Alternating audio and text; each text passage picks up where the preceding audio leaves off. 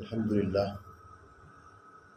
الحمد للہ الذی لم یزل عالما قدیرا صلی اللہ علیہ سیدنا و مولانا محمد بسم اللہ الرحمن الرحیم۔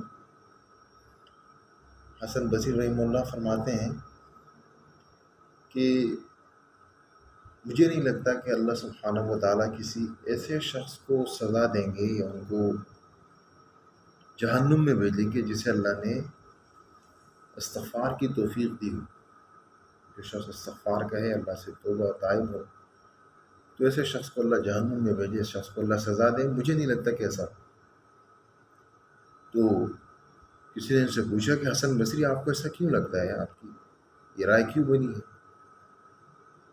تو فرمانے لگے کہ دیکھیں، اس شخص کے دل میں یہ بات کس نے ڈالی کہ آپ استغفار کہیں، آپ توبہ تائب ہوں، آپ اللہ سے معافی مانگیں؟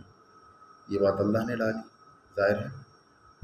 تو یہ کیسے ہو سکتا ہے کہ پہلے اللہ سبحانہ و تعالیٰ اس کے دل میں یہ بات ڈالے کہ وہ استغفار کہے، وہ توبہ تائب ہو، وہ معافی مانگے، اس کے بعد اللہ اس کو جہنم میں بھی پھینک دے، اس کو عذاب بھی دے؟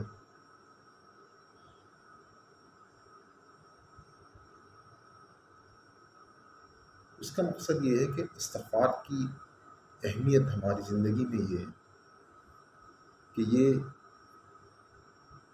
جہنم سے خلاصی، اللہ سبحانہ و تعالیٰ کے غصے، اس کے غضب، اس کے عذاب سے خلاصی کا ذریعہ ہے۔